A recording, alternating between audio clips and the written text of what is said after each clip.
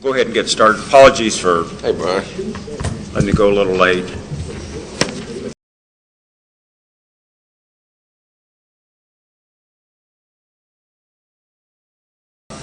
Dick, on this $1 million for the economic development incentives. Yes, sir. Have they identified any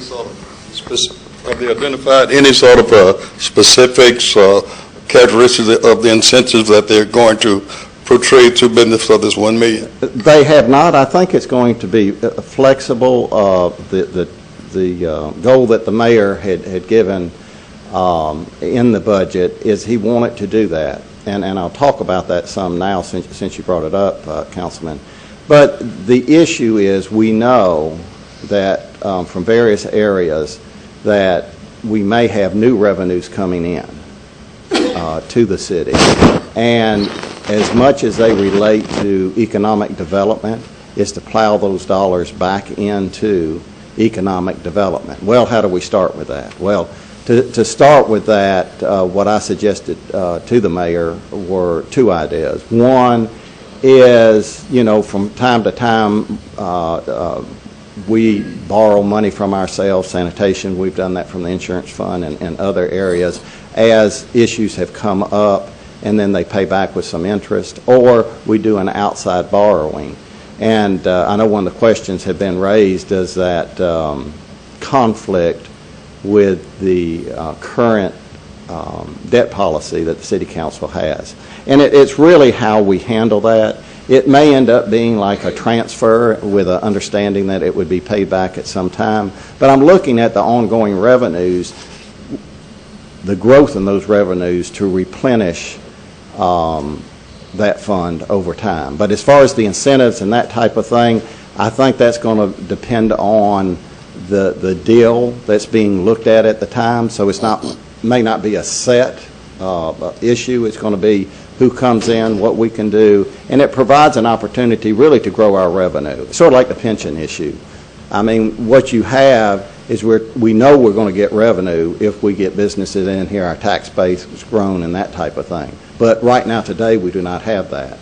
So we have to set up some type of system so that those incentives and those type of things that we do, that we associate the payback of that for them being over here over a period of time. Like in the CRA, they capped it. When you set up the TIF district, it capped, and then the revenues came back in, and then anything over that revenue in that particular district goes in. So there's a variety of ways that you look at it. An old accounting term I would use is like a revolving fund, that the money that you're expending now would end up coming back in from those fees and revenues that are identified. But it's a way to get started in some issues. We have a lot of vacant land that I know that there are issues dealing with. As a matter of fact, the CRA/council has dealt with the Hicks Mart issue, and I think there's going to be more. I know the mayor and his team is really going out and trying to induce businesses to come here, and we want to be prepared and ready for those type of things. And so that's sort of the challenge and the goal that the mayor had set up. And it's an idea, and I said, well, we need to go ahead and put it in the budget and have that out there for the council to look at and see. But it's an investment plan in the city. You invest in us, and we want to let those monies recirculate back in a revolving type fund. Okay, now this is separate and distinct from the chamber efforts regarding economic development, etc. This would be just a separate entity that will be held in-house to attract businesses, and it's not going to infringe on that effort. And do we anticipate that chamber or some other outside source would come and want to peel in on this $1 million? Well, I've been here a long time, and people find out there's money there. They usually come and may ask for part of it. But so I can't say if they will or not.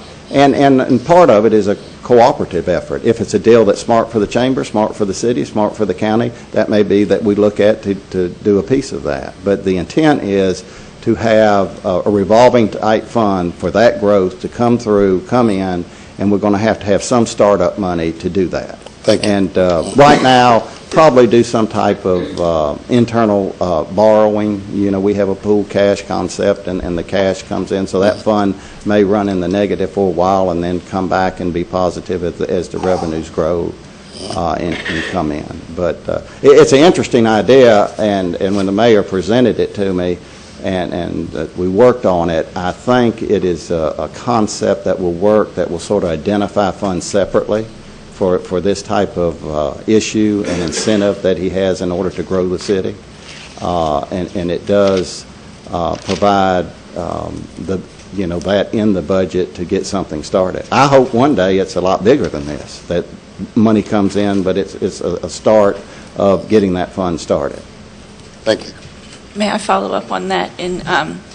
In the budget, you say $1 million, and so you anticipate that this year we will internally borrow about $1 million for it? I would look at it more of a cap. Okay. You know what I mean? Unless we come back to council and something really takes off and we need more, sort of where do you start at? And I would look at it more as a cap and a revolving type thing. Not exactly like Tree Landscape Trust Fund, where I report that to you and how much money's in there each time, but it is separate and apart, and that's a separate reporting that council wants. And then with that fund, my understanding is that any dollar amounts within a fund, the mayor can spend as he wishes according to our current policies. So is there any controls in place on how that money is spent? Will that come to council at all, or is that money that we are appropriating into that fund, I'm not sure from where, and then he has unfettered reign over that money at this point? I look at it as under the current purchasing policy, what his limits are and that type of thing. Which is within the fund, the whole amount is how I understand it. If it's something, small and marketing or little amounts that we have to pay in order to do something, yes. Currently, if there were service contracts involved, you're correct.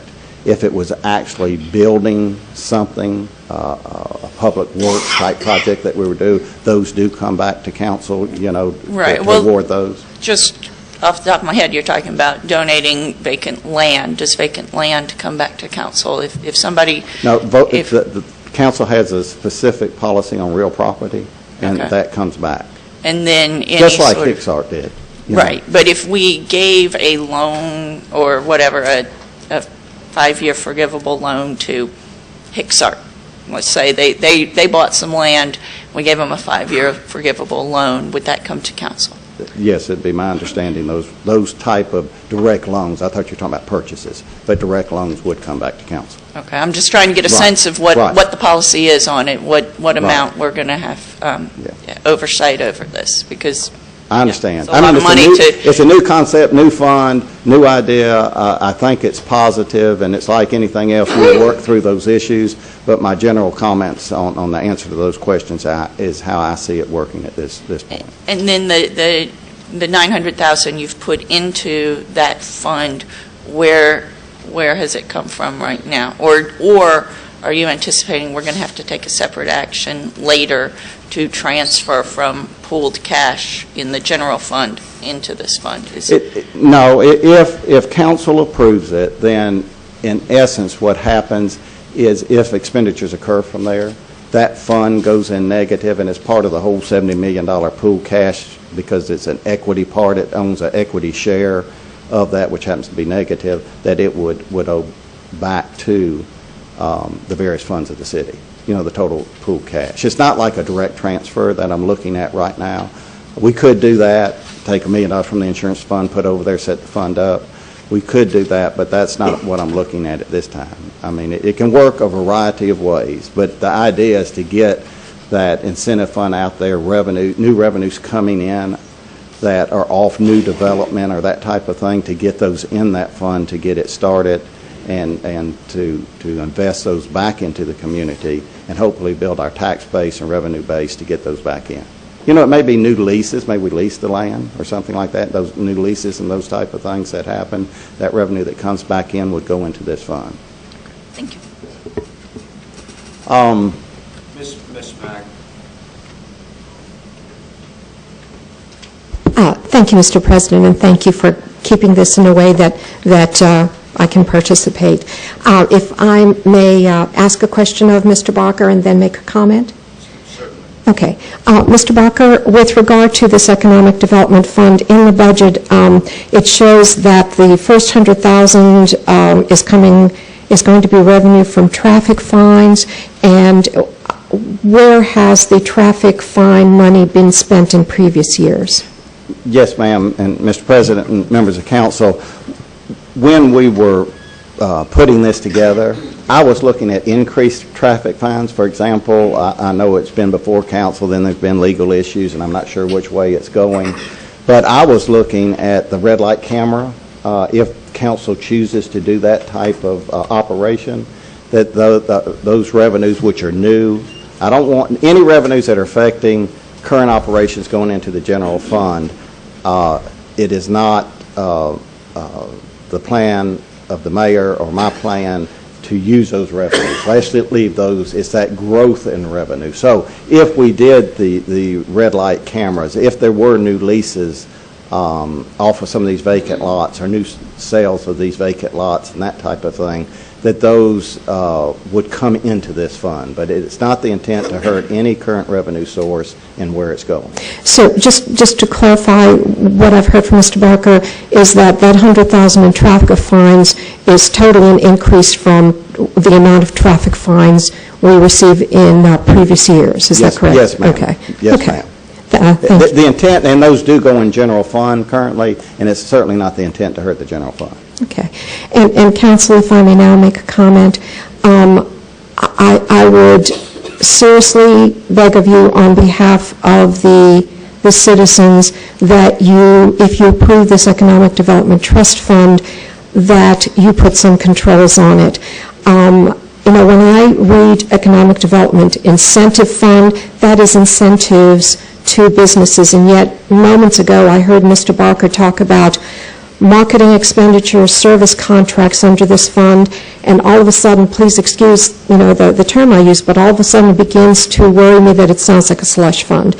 So I beg of you, if you approve it, current purchasing orders notwithstanding, this is not a purchasing fund, this is an incentive fund, that's the way it's titled, and if you approve it, please put some controls so it comes back to council and you know exactly what's going to be spent. Thank you. Yes, and I would like to say this, as I mentioned before, will be much like the tree trust fund. It will be reported separately out to council as part of my quarterly reports that I give to council and that type of thing, so that at least you see the balances in that, and if further questions develop from that, certainly we can handle those as they come up monthly or quarterly.